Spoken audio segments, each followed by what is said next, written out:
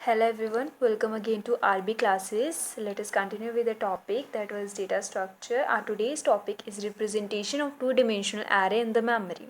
See, now let us take an array named as A, which have 3 into 3. This is a 3 into 3 array where 3 is what the number of rows, that is m, and another 3 is what the number of columns, that is n.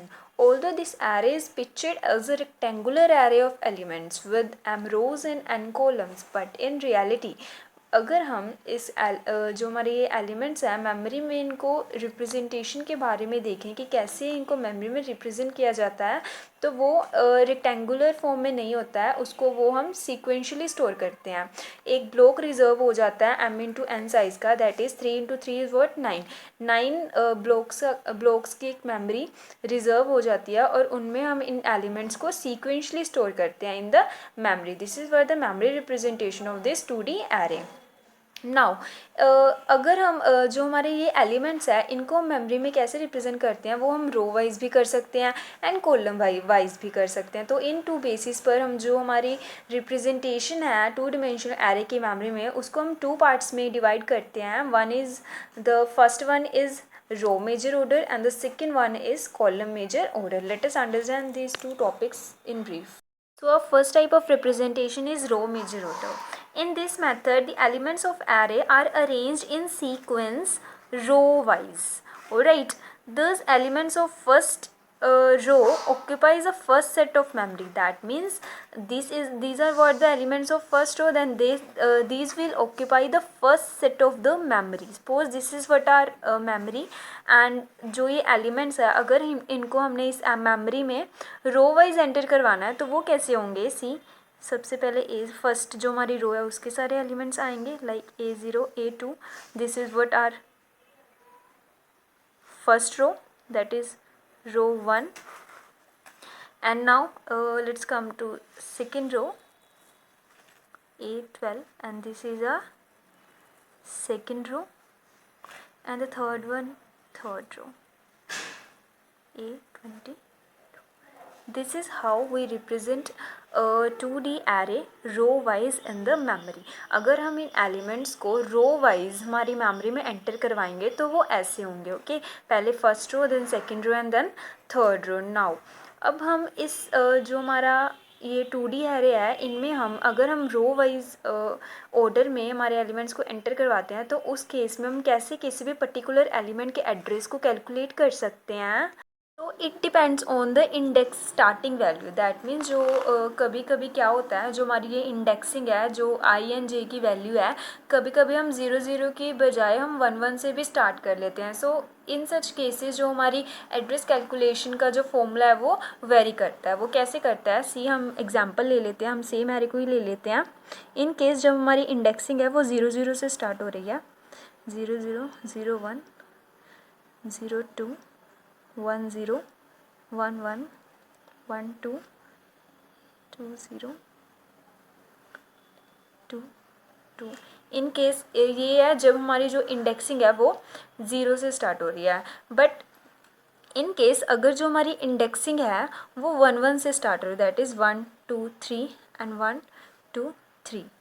Alright, in such cases तो क्या होगा, A11 A12 A13 A21 A22 A23 A31 A32 and A33. So in two cases में जो हमारी index मतलब address calculation का जो formula है वो डिफरेंट हो जाता है. वो कैसे होता है, सी.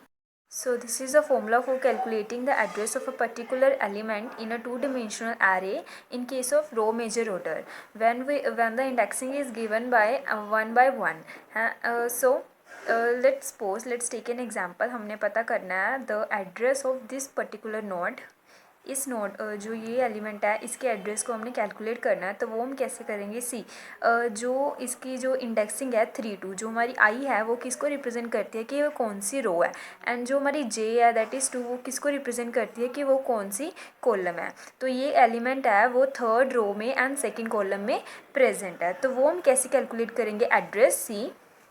सबसे पहले हम क्या करेंगे कि जो ये एलिमेंट है जिस रो में है इसके ऊपर कितनी रोज़ है, how many number of rows there are, ठीक है, बियॉन्ड दिस।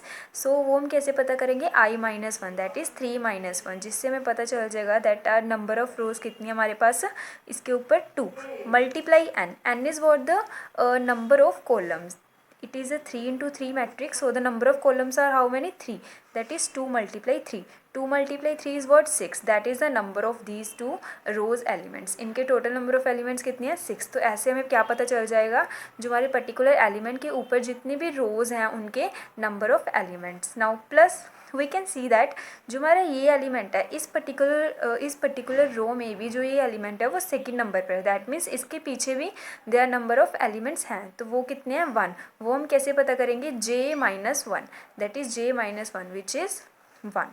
तो 2 multiply 3 is what, 6, 6 plus 1 is what, 7। And double जो क्या है, डबल जो is the width of each element, that is the size taken by each element. How many bytes an integer take, an integer take 2 bytes, so 7 multiply 2, 6 plus 1 multiply 2, this multiply 2, alright, so 7 multiply 2 which is equals to 14. Here is also a base address. As we all know that the base address is important, let's suppose the base address is what, 100 plus 100 plus, so 100 plus 14 will be equals to 114। तो हमारे पास एक address आ गया इस element का 114। तो हम देखते हैं कि ये एड्रेस सही है या गलत है। सी दिस इज़ इस एलिमेंट का एड्रेस है हमारे पास 100, 102, 104, 106, 108, 110, 112 and 114। So this is equal to that address. तो इस फॉर्मूले के साथ हम क्या कर सकते हैं, फाइंड आउट कर सकते हैं address of a particular element when हमारे जो एलिमेंट्स हैं वो 1 by 1 के इंडेक्सिंग से स्टार्ट हो रहे हों। अगर एंड इन केस अगर जो हमारे एलिमेंट्स हैं वो 0th इंडेक्स से स्टार्ट हो रहे हैं तो क्या होगा, ज़्यादा डिफरेंस नहीं होगा, बस इसमें क्या करेंगे हम i-1 नहीं करेंगे, क्योंकि जैसे कि हम देख सकते हैं जो हमारे ये रो है, वैसे तो ये फर्स्ट रो है बट क्योंकि इंडेक्सिंग हमारी 0 से स्टार्ट हो रही है तो इसको इसमें 0 से हम काउंट करेंगे, तो इसमें क्या होगा, हमें i-1 करने की ज़रूरत नहीं पड़ेगी। ओके, तो इसमें हम क्या करेंगे, ओनली i लेंगे और इसको एज ए j लेंगे i-1 की बजाय। ओके, ये तो था हमारा row major order. Now let's come to column major order. In this elements are arrange sequentially column wise, that means इसमें जो एलिमेंट्स हैं उनको हम कॉलम वाइज अरेंज करते हैं। वो कैसे, that is the first column occupies first set of memory. जैसे कि ये हमारे पास क्या है, 2 dimensional एरे है, इसमें क्या होगा, जो हमारी फर्स्ट कॉलम है, this is the first column, second column and third column, ऐसे क्या होगा रो वाइज एंड ऐसे क्या होगा कॉलम वाइज। दैट मीन्स जो हमारी फर्स्ट कॉलम है ये क्या करेगी, फर्स्ट सेट ऑफ मेमोरी को अक्कर करेगी। वो कैसे, सी A11, A21, A31, this is what a column 1. Okay, now let's come to column 2. A12, it contains how many elements, A22 and A32. This is what are column 2. Now third column, A13, A23 and A33. This is how column wise R2D array is represented in the memory. Now how can we calculate the address, जैसे कि हमने पीछे देखा था कैसे हम जो हमारे रो वाइज ऑर्डर में एड्रेस कैलकुलेट करते हैं, इसमें बस क्या होगा, उल्टा हो जाएगा। सी वी कैन सी दैट जो हमारे एलिमेंट्स इसमें 1 by 1 में हमने अरेंज किए हुए हैं 1 by 1 इंडेक्सिंग से, तो इसमें हम क्या करेंगे, एज वी नो दैट जो हमारे एलिमेंट्स है वो कॉलम वाइज अरेंज्ड होंगे, सबसे पहले ये फिर ये एंड दिस, मतलब कॉलम वाइज हम एंटर करवाएंगे। तो इन केस अगर हमने दिस पर्टिकुलर जो हमारे A33 एलिमेंट है इसके एड्रेस को कैलकुलेट करना, तो वो हम कैसे करेंगे, सबसे पहले उसमें हम क्या करते थे, हम ऊपर की रोज़ कैलकुलेट करते थे, इसमें हम क्या करेंगे, कॉलम्स को कैलकुलेट करेंगे कि हमारी इसके पीछे कितनी कॉलम्स है, इसके पीछे कितनी कॉलम्स है, 2, दैट इज़ j-1, हमें किससे पता चलेगा, j-1 से, that is 3-1 multiply m is what the number of rows, how many rows there are, 3, that is 2 multiply 3, it becomes a 6। इसमें क्या होगा, j-1 कितना बन जाएगा, 2 multiply how many number of columns there, rows there are 3, plus I minus 1. I minus 1 is what for this particular column. We see that in this particular column, this element is in the third position. That means it has two elements beyond it. इसके ऊपर भी हमारे पास two elements हैं. वो कैसे पता चलेगा हमारे पास? आई माइनस वन से. That is i minus one which is equals to two. Multiply the width is what the size taken by each element, that is 2, because an integer takes 2 bytes, plus the address of the first element. Let's suppose it is 100. Now let's we calculate it. 100 plus 6 plus 2 multiply 2, 100 plus 8 multiply 2, that is 100 plus 16, which is equals to 116. So this is the address of this particular node. Okay, so this is how we can represent a two-dimensional array using column major order and row major order, and how can we calculate the address. So इसमें भी अगर हमारी जो indexing है वो 0 0 से start हो रही है तो उसमें भी हम क्या करेंगे, j माइनस वन की जगह हम ओनली j ले लेंगे एंड i माइनस वन की जगह हम ओनली i ले लेंगे. All right, so this was our topic of today. I hope so आपको समझ आया होगा. अगर आपकी कोई क्वेरी है तो आप मुझे कमेंट बॉक्स में कमेंट करके पूछ सकते हैं. सो तब तक के लिए bye bye and thank you for watching.